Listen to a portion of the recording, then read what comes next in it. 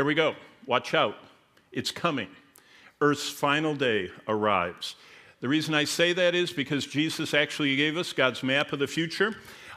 We already saw last week when we were talking about the Lord's Prayer, he said we're supposed to be praying in Matthew 6 every day for his kingdom to come. We want that. He outlines, and we'll see that in just a minute, he outlines the end in his longest private sermon to his disciples. It's called the Sermon on the Olivet Mountain, or the Olivet Discourse it's called, and that's in Matthew 24. And then it's illustrated in the book of Revelation, and that's what we're looking at right now. Here's what Jesus said. Assuredly I say to you, now remember, they're on the Mount of Olives looking across the Kidron Valley at the city of Jerusalem and all the gold and everything else. And he said, not one stone will be left here upon another that shall not be thrown down. That was impossible for the Jewish people to believe. Some of the largest stones ever used in the ancient world, even bigger than the ones in the pyramids. There were stones that were 192 metric tons. I mean, they were absolutely house-sized stones. And he said, this place is going to be torn down. They didn't believe it. As he sat on the Mount of Olives, the disciples came to him privately. And they said, when? When is this going to happen? When will these things be? What will be the sign of your coming and of the end of the age? So the disciples asked Jesus, what are the signs of the return of Christ? And Jesus, his first answer is, don't let anybody deceive you. There have been a lot of deceivers through the years, a lot of people that say they're the Christ, a lot of people that predicted his return. So Jesus said, the key thing is not to be deceived. So Jesus explains the map of the future.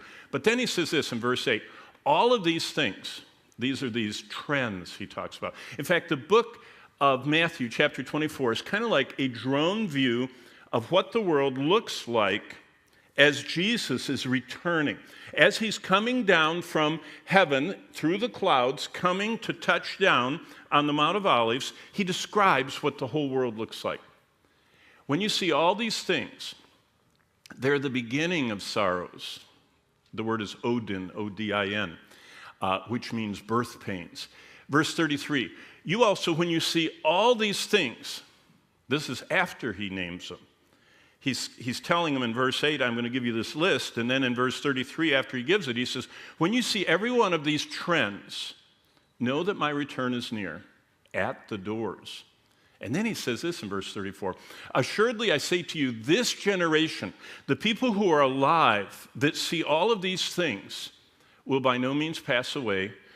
And then he says it again, till all these things take place. So basically, the illustration is this. These are all the things. The church is going to be on earth as promised. The church is going to leave earth. They're going to assemble in heaven around the judgment seat of Christ when the tribulation begins in chapter 6. The tribulation ends with Jesus coming to rescue the Jewish people, the nation of Israel. That's the second coming. The rapture is not to rescue Israel or the Jewish people or the nation of Israel. It's to rescue the believers before God pours out what the tribulation is going to pour out, which is a lot of demons and horrors. The second coming issues Christ's rule. He rules literally on earth. He fulfills 28% of the Old Testament. After living here for 1,000 years and demonstrating his power, the majority of the world rebels, and the Lord says, that's it, and we'll cover that, and then heaven starts. So that's the illustration. Now let's talk about how you reconcile the Matthew 24 account with Revelation. What's interesting is they totally parallel. Everything that Jesus said in his Matthew 24 Olivet Discourse, it starts in Matthew 24 with false Christ. That's the white horse of Revelation 6. The warfare that is described in Matthew 24 is the red horse. The famine of Matthew 24:7 is the black horse of Revelation 6. Death, the pestilences and all that horror, is the pale horse. Remember I told you last week, chloros is the Greek word for green. Martyrdom, fifth seal, and then Luke 21. By the way, Luke 21 and Matthew 24 and Mark 13 are all the same thing, just different, kind of like the synoptic gospels all see the same thing.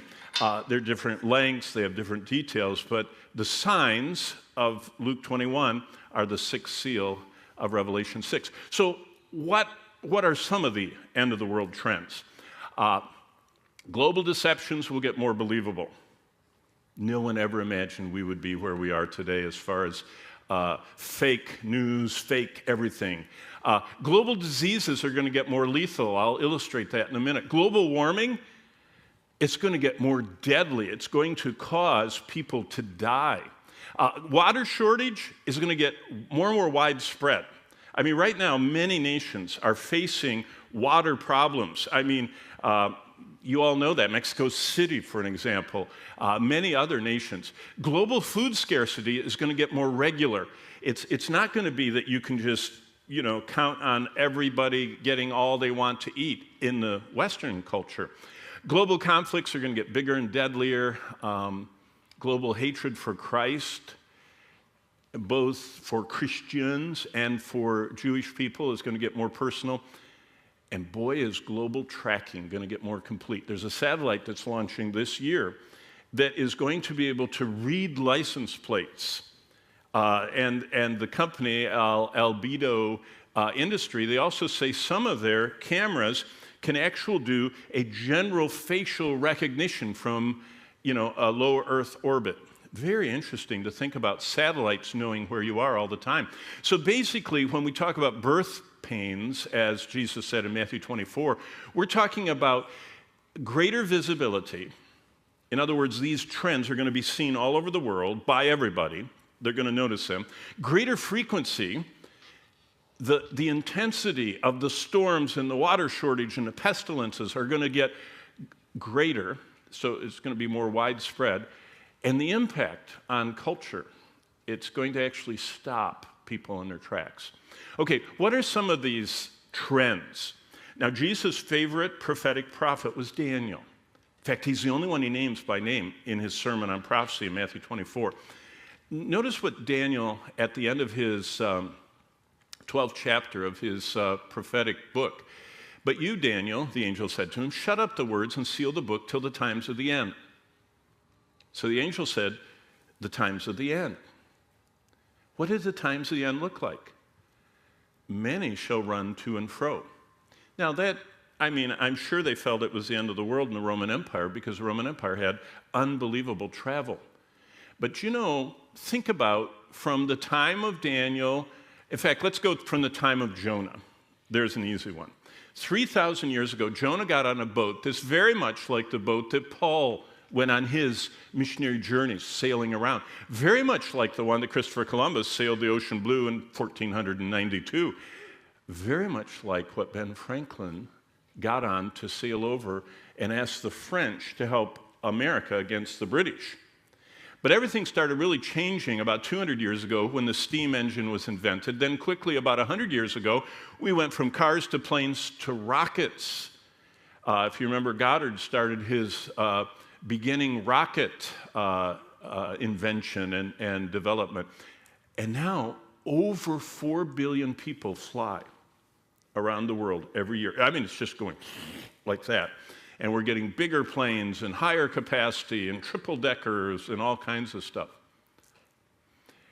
But Daniel said, not only are people going to travel faster and faster and faster and wider and wider and wider, but knowledge shall increase. Now, I have in my pocket my phone, described by Apple this way: a camera powered by a chip with 19 billion transistors in a 16-core neural engine capable of 35 trillion operations per second. You guys don't think anything of this. I mean, you're waiting for the 17. That was the 16. Do you understand? 35 trillion operations per second in code, in the lingo, is teraflops. For perspective, just over 20 years ago, teraflop computing was only done by building-sized government-funded military computers in Los Alamos, Sandia, all those nuke labs, Livermore. And I have that computing in my pocket. Plus, I have my entire library. When Bonnie and I launched In 2017, a gracious supporter of ours said, because I was sent out from my local church, and they said, wow, Pastor, we've always had, we'd come to your office and you were surrounded by 7,200 books. What are you going to do with them?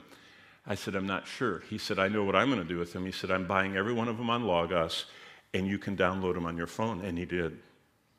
I have all 7,200 of the books from my shelves in my pocket, indexable by letter and word and topic and everything else. What used to be only for the military of the industrialized nations now is in everybody's pocket. Now think what that means. Satan, with artificial intelligence, equals artificial truth is coming. Remember what Jesus said? Watch out. Deception is going to be there. Now, let me show you an example. This is from the Washington Post, Amazon founder's publication. He owns it. AI hustlers stole women's face to put on ads, but the law can't help them. With just a few seconds of footage, scammers can now combine video and audio using tools from companies like HeyGen and 11 Labs to generate a synthetic version of a real person's voice. They swap out the sound, manipulate the video. We all know about this. And it's very believable. Now, we know all that. You've all seen that. All the memes, everything that's crazy. Matthew 24:24 says total deception is coming. False Christs, false prophets will rise. They'll show great signs and wonders to deceive, if possible, the elect. That's code for true believers. Now, what did Paul say? Only Scripture can be trusted. Remember the Bereans? Bonnie and I love when we teach in Europe, we teach in Greece, and one of the field trips we always take is to Berea. Berea is a real place. It's a city. There's the whole place. It has the foundation of the synagogue Paul taught in, the steps and everything. We take the groups there, and we read them this. They were more fair-minded than those in Thessalonica in that they received the word with all readiness. Who are we talking about? Paul is teaching them. What did they do? They searched the Scriptures every day to find out whether what Paul said lined up with the Scriptures. Paul. They checked him out against the Scripture. No matter who is teaching, no matter who is preaching, no matter who is writing, no matter who is posting, we're supposed to check things against the Scriptures. Now remember what Paul says in 1 Thessalonians 5:21. Test everything, all things, and hold fast to what is good. How do you know what is good? It matches with what God says. So there's going to be global travel. There's going to be this global knowledge. Everything is going to be available. You're going to be able to purvey, distribute, upload anything, and everybody can see it. The third thing, now back to Luke 21, this is what Jesus said in his Olivet Discourse prophetic talk. And there will be signs in the sun, in the moon, and in the stars. Signs in the sun? When did solar observation start? Well, the telescopes didn't start until the 16th century. They did know the sun, the solar cycle, and they knew something was going on, but they didn't really ever know about sunspots and all that kind of stuff until they had magnification. So as we see more of our universe in the moon and the stars, but all that stuff's going to cause distress of the nations. People are going to become perplexed, and the sea and the waves are going to roar. Now listen to verse 26. And this is only possible when you all have a 16-core neural engine in your pocket. Men's hearts failing them from fear and the expectation of the things which are coming on the earth. Now think about how fast news traveled in the Bible world. It traveled at the speed of horse, at the speed of wind, at the speed of feet. In fact, there was a time when one of the Roman emperors died in battle, and it didn't get to the furthest posts of the legions for 6 months. That's how long it took to get it everywhere, to the furthest parts of the empire. How fast does news travel now? A lot faster than that. As the powers of the heaven are shaken, people are going to be watching, like I showed you last week, the pictures of the Myanmar, Bangkok earthquake, and people were watching that as buildings were falling on live cameras, and those buildings were swaying, and swimming pools that are 40 stories high were spilling over the edges, and it was scaring people. I mean, people actually in other parts of the world went downstairs on the elevator. They didn't want to, they thought, what if we have an earthquake here and I'm on the 94th floor? It scared them. Can you imagine what it'll be like during the tribulation? I like this. The satellites caught this. This was, Bonnie and I were traveling between two sites headed to Word of Life in August. So it was last year. This was the Derico that traveled southeast from South Dakota to Ohio for 770 miles. A satellite caught it. In 14 hours, it produced widespread winds better than 100 miles an hour. We were driving and we saw this. We crossed the line. Let's see, there's Iowa's to the left there, on the far left of the screen. We were coming across Iowa, and I said, honey, look at the cornfields. This was in early August. All the cornfields were totally like a steamroller, had mowed them down. I mean, for miles. All the corn, totally flat. We got to our hotel. The person at the counter said, we don't have electricity. It wiped it out, and the hotel's jammed. I mean, people were in the hallways. They didn't have enough rooms. I mean, people had lost so much in the power and the storm that people were laying in the hallways, laying in the lobby. This was one little storm, and it did damage to millions of acres, and we watched it in our satellites.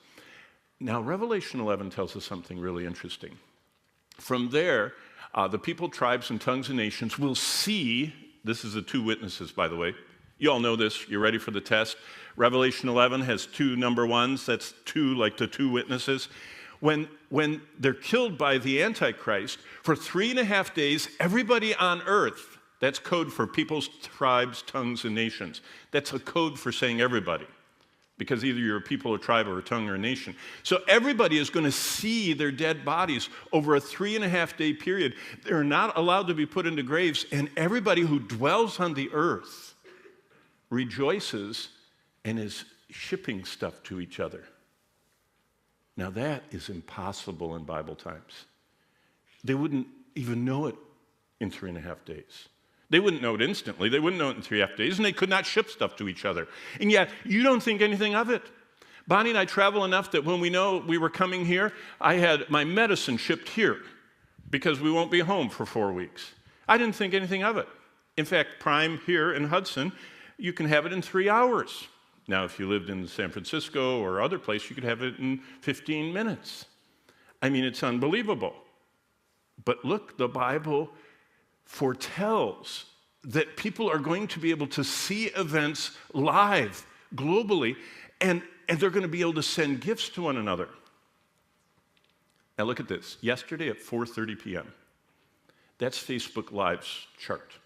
All the green dots are people broadcasting, and all the blue dots are people just watching stuff, reels and posts and feeds and everything else. And this is just Facebook, which is primarily older people. I mean, this is not, Instagram and what's that other one? TikTok, and I don't even know, Telegram and all that stuff, Twitter Live. Look at that. The green are people that are filming, the butterflies and the volcanoes and storms and birthday parties. Now look at this. Terrifying video reveals Elon Musk's huge army of satellites.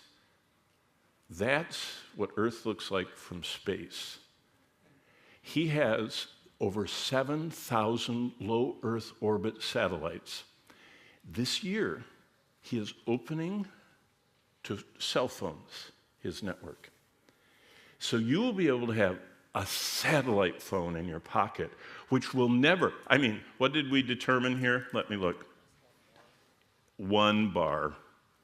But if you had Elon's low Earth orbit Starlink, you'd have 6 bars. I just got on an airplane, and they're starting to install those things on the rooftops of airplanes. I got into this airplane with Bonnie, and I couldn't believe, I turned on my iPad, and poof, everything downloaded. And I went, you don't even have to pay for it. He offered it free to the people riding the airplane to get to know Starlink. We were sitting on the tarmac, and I had better reception than I had at home in a hotel. And we got up to, I was streaming videos at 36,000. I couldn't believe it. Wow. Do you know what that means? That means everybody's going to be even more connected. There's going to be no unconnected spot on this planet. Jesus continues. He said, for kingdom, or nation will rise against nation, kingdom against kingdom. There will be famines, pestilences, and earthquakes in various places. Let's not talk about the earthquakes. We already saw that.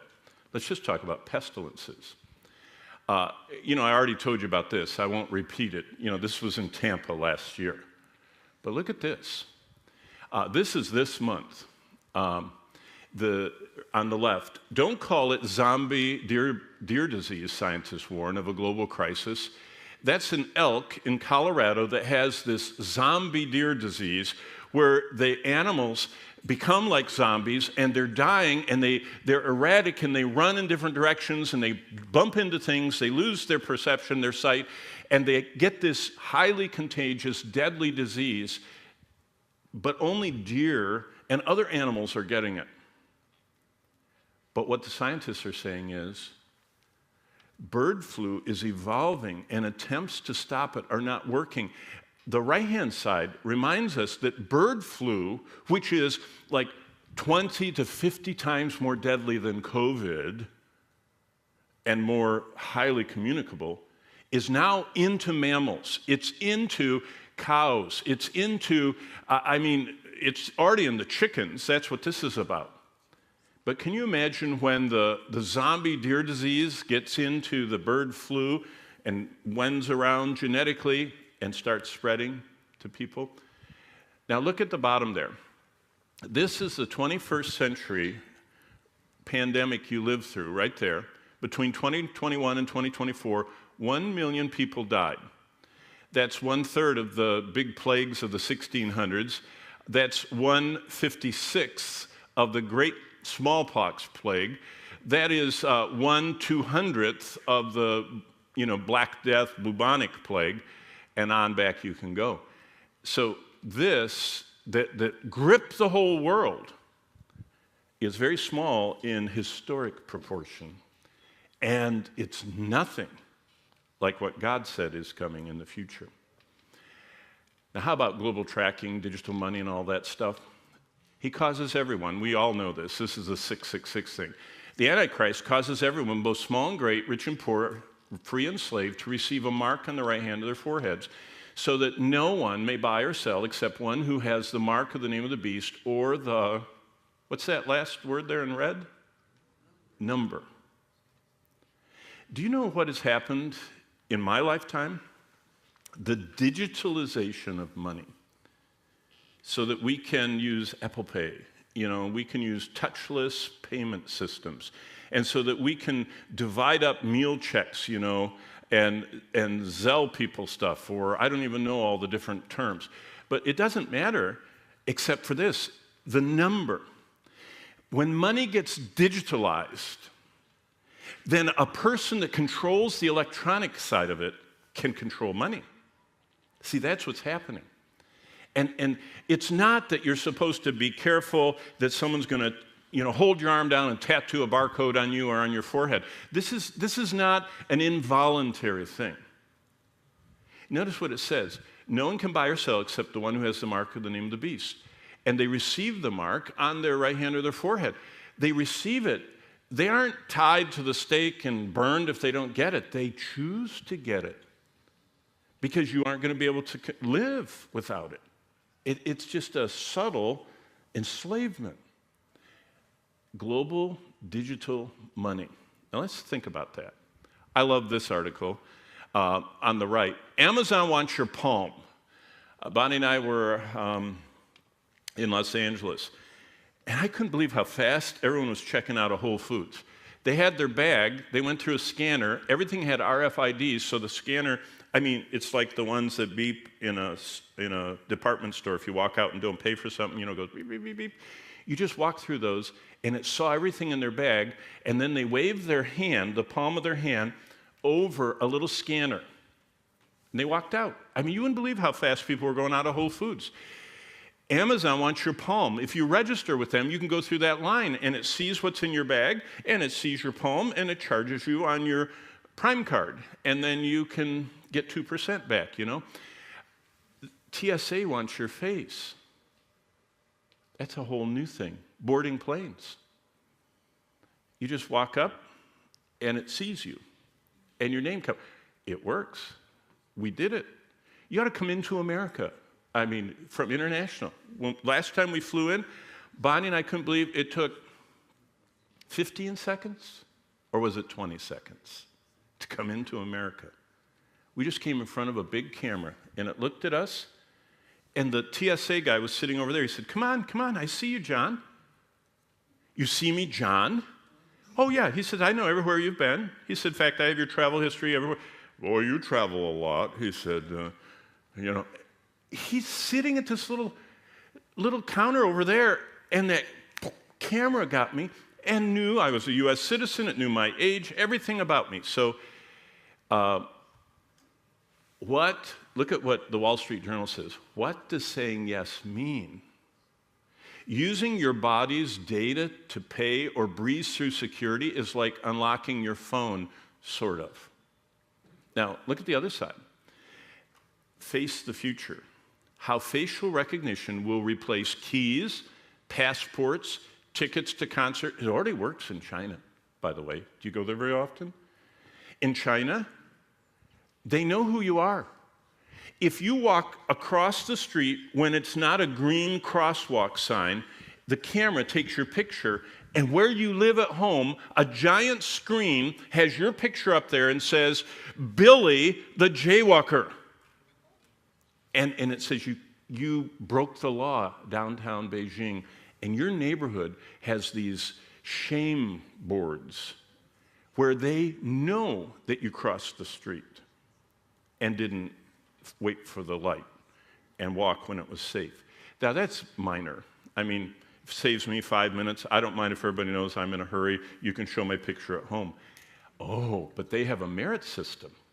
And if you too many times break the law in China, then when you get up to get on the subway door goes, The subway, you know how you walk through the little bars and scan your ticket? You don't scan your ticket there, it's your face. And you already have a subway ticket on your phone. And it won't let you on the subway if you're a repeat offender breaking the law. You can't ride the trains, you can't ride the subway, you can't ride the airplanes, certainly can't fly anywhere if you break the social code of China. It's within 5 years, Britain wants that system for their people. I'm sure we'll be not very far behind. Oh, here's the Albedo satellite. No one can buy or sell except the one who has the mark of the name of the beast, the number of his name. The startup company, Albedo, said they not only are reading all the license plates, they can also, from space, do some facial recognition, but they're cameras. Remember, the phones are getting better and better and better. If you can get a teraflop computer in your pocket, can you imagine what they have on that satellite and hooked to a farm down here, a server farm? Okay, let's talk about something else Jesus said. Jesus said, "For there will be great tribulation such as has not been since the beginning of the world until this time, nor ever shall be. And unless those days were shortened, no flesh would be saved." That's what Jesus said in Matthew 24:22. But for the elect's sake, those days will be shortened. How did you kill people back in Bible times? Well, people were killed by arrows, by stones, by swords, maybe by a spear. You could catapult, but you catapulted spears or stones, or sometimes on Gladiator, they catapulted burning stuff. I mean, you could only kill someone with a sword that was in arm's reach, or someone that didn't zigzag too much and you could shoot fast enough. And so in the Bible times, it was impossible to kill everybody. That's a way of saying it. Impossible. I mean, 90% of the people fled in every direction while they pursued a few, and they killed those, and when they cornered them, you understand what I mean? It was a very difficult thing to kill off a civilization in warfare back then. But think about this. we now have all those circles are how many thermonuclear warheads there are. North Korea has 15, China has 280, India has 135, Pakistan 145, Israel has 80, France 300, UK 215, Russia 6850, us 6550. That means very little to us. Well, look at this. This is a recent picture of what happens with one artillery shell the United States has developed, and they're deploying now in Europe for limited tactical nuclear strike. One artillery shell destroys everything within a 20, see it shooting from that artillery gun there?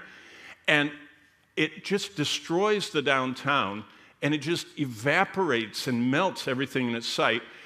The whole downtown, it says, becomes kind of like a skating rink, because it melts it down there, the little kilometer circle. And all of that is from an artillery shell. We have 650 of them now in service in Europe. Artillery shells. Tactical. Wow. By the way, where is America in biblical prophecy? You ever wondered that? You ever thought that? You ever asked that?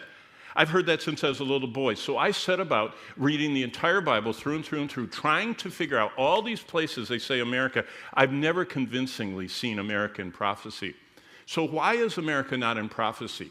Well, here are 5 sobering possibilities. One is that we're just part of the Antichrist deal, and we align with him. And so we don't show up separate. We show up as part of the Antichrist. Number 2, we implode our debt bomb. You heard about that. It's going up faster and faster and faster. And if you don't have money, everything grinds to a halt. Or we explode. Russia stops threatening us. Russia has threatened us almost once a week. Britain more than that they're going to do something. And they're showing on national TV these pictures of missiles hitting London and missiles hitting Paris. The Russians are showing that on their news as a threat to the West. Maybe they actually do it. Or we fade out. Did you know a relatively low-tech EMP, electromagnetic pulse, would wipe out America? It would fry all of your computers, all of our cell phones, all of our everything that's electronic and what is not electronic these days. China could do it, North Korea could do it, Russia could do it, Iran could do it. Or how about we just dry out? For the last 2 years, the mega drought out west has made Lake Mead and everything else just go out. Can you imagine if water if Phoenix doesn't get a river of water to them, if LA doesn't get their river of water? Okay, number 8. The 8th trend is the explosion of global peace, prosperity, and materialism. Listen to how Paul described the Antichrist. For when they say peace and safety, that's going to be the Antichrist platform. He brings peace. That's why he's on the white horse in Revelation 6. Then sudden destruction comes upon them like labor pains. Remember what Jesus said, on a pregnant woman, and they shall not escape. Part of the Antichrist is he's going to prey upon the fear people have of the pestilences, the fear they have of warfare, the fear they have of WMDs, the fear they have of, the weather that's going crazy, the religious conflict between Islam and Judaism, between Western civilization and Eastern civilization, all of those things. And he comes on this platform of peace and safety. Now, look at the times we're living in. Do you see, this is our sick Pope right now. He's quite ill. Look what he said when he was in Singapore. He said, all religions are on a path to God. Christians are on a different path, but we're all children of God. And in the middle of that, look what our culture is doing.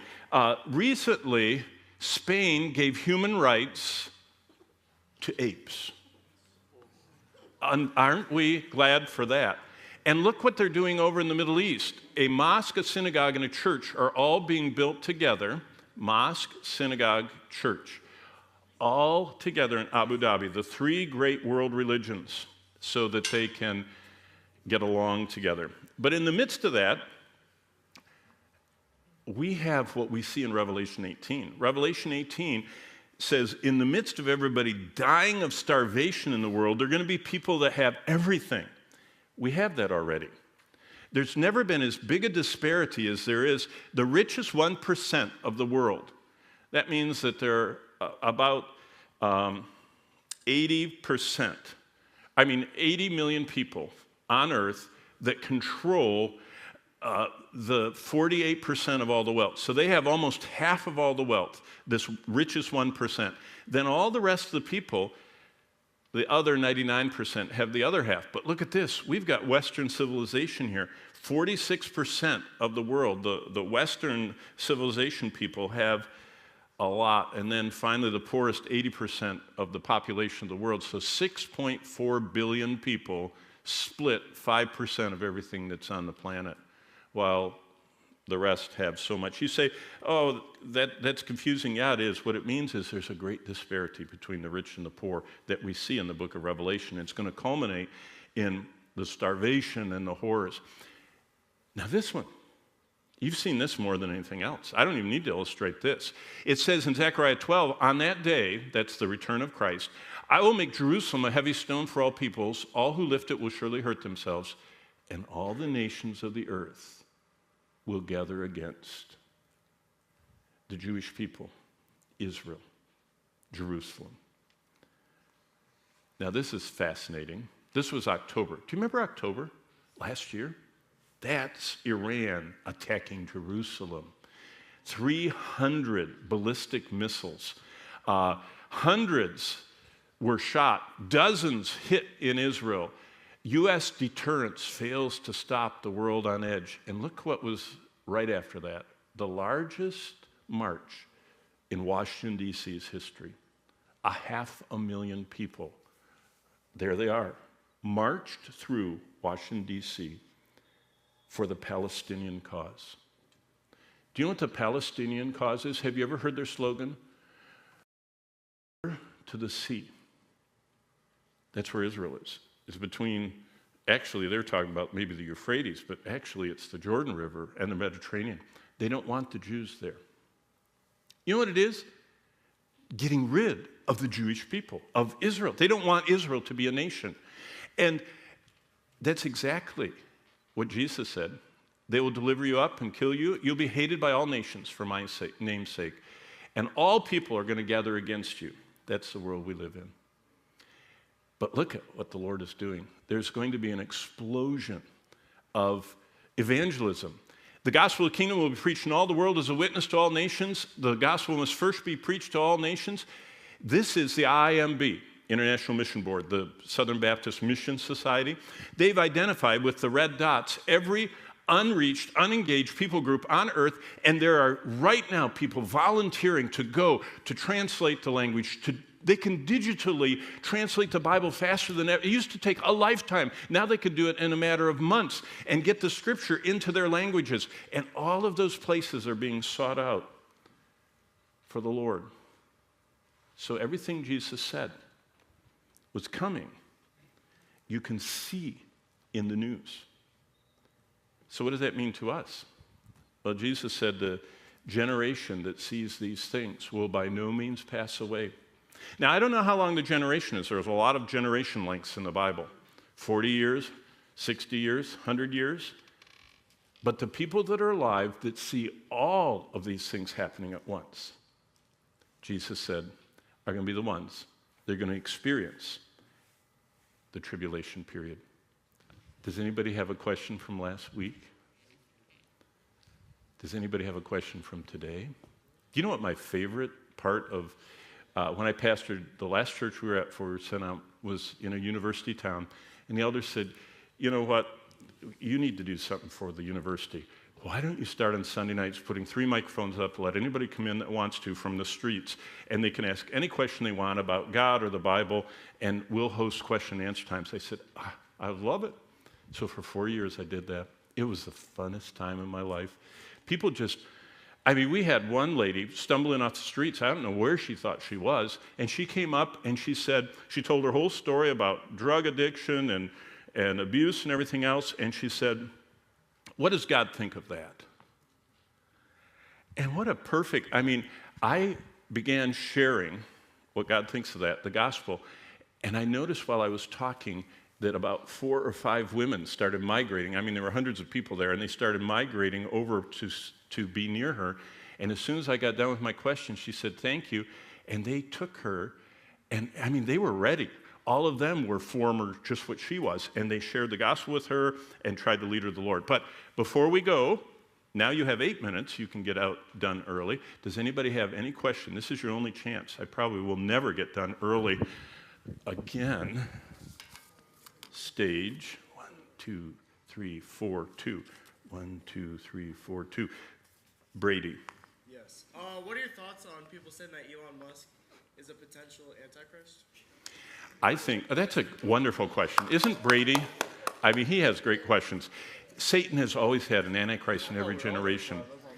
And so I think that a man that controls the global communication system, a man, by the way, do you know what X originally? He got that X URL or whatever you want to call it, domain, because he started PayPal with his buddies.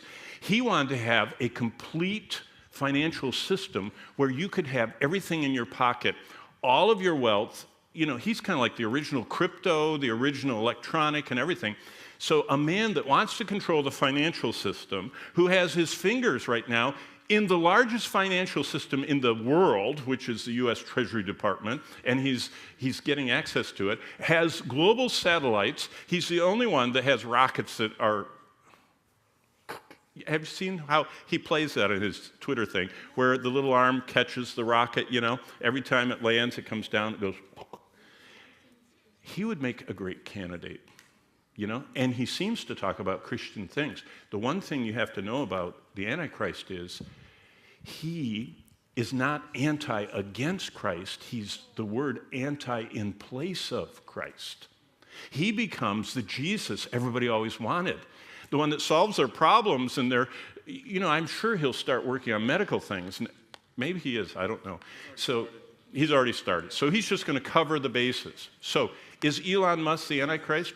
I don't know. It doesn't matter. We're not commanded to look for the Antichrist. We're commanded to not be deceived by the Antichrist. So what I would ask you is, all the verses you're forced to learn for Word of Life, when are they going to become your favorite verses that you meditate on for life? See, you have to internalize this where you want to be a Berean, being able to defend the truth wherever you are. So did you all hear what Christian said? He's talking about political first or evangelism first. I'm apolitical, by the way. When I was in the most Republican state in the nation a while back in Oklahoma, I registered as a Democrat. Just so I could, I mean, can you imagine it's a coffee shop, they see you reading the Bible, and they say, are you one of those wild Republicans? No, I'm a registered Democrat. Oh, I have a question from the Bible. It opens so many doors because they stereotype Republicans as anti-everything and Democrats pro-everything. And so I registered as but Christian's question, should we be politically concerned with transforming society and Christianizing America and rolling back all that stuff? To the extent that we declare the truth of God, that those things are sins, but you can never, even Jesus doesn't get the whole world to go along with him. That's what we're going to see this week. And they all rebel against him unless he by power forced them, you know, to obey. So the first thing is the gospel. When I was smuggling Bibles, I was side by side with communist Christians. That's almost an oxymoron. Communist Christians. There are such things. Do you understand that? And there are Christian everything's. You know what I mean? And so what we have to do is stop being so political. So many people in America are expending all their money and all their time sticking their finger in holes in the dike, and they're trying to Christianize America. You will never Christianize America. You can only Christianize individuals, lead them to Christ. So back to what you said, Christian, they should seek to lead as many people to the Lord in Muslim countries, seek to lead as many, and not take a stand against that Sudanese southern, you know, political party that's causing all the trouble. If you're asked, you say, murder is wrong. Homosexuality offends God, it's an abomination. Abortion is killing of a life. If you're asked, but I don't want to be known what I'm against. I want to be known what I'm for, and I'm for people, I'm for the gospel, I'm for Jesus Christ. Do you know him? I would like to share him with you. You understand what I mean? Don't offend people for political reasons unnecessarily. So, Christian, what a great question. And We spent a whole hour on that. Zach, Niehaus? I have to try and pronounce all your names. Babylon, if you think about it, starts back at the Tower of Babel. And a lot of it has to do with what we call civilization, commercialization, money, materialism. There are two twin infections Satan has been infecting the world with. The first one is religion. Religion is Satan's biggest card, and that's you making your own way to God. Then the other one is materialism. You don't need God. You have everything, this vacuum in your life filled by power or money or pleasures or whatever, and you get people to do your thing. So Babylon is a place, the Tower of Babel. It's the place where religion started, the false religions of idolatry. I'm doing my whole hour, Zach. You got me started, but that's a great question. But I think it's a place, but it's described as having 7 hills, and also it's described as being western. So that's why so many people have thought it's Rome. But Rome is a garbage-filled problem with their utility. I go to Rome almost every year. It's a very desperate place. I don't know how the Antichrist would rule the whole world from there, unless it's an ideological, Rome that he spreads everywhere. But it's a place that's in Revelation 18. It's a place that starts in Genesis 10 and 11, but it's a philosophy that has permeated our world, this materialism. So we'll cover that in 2.5 days.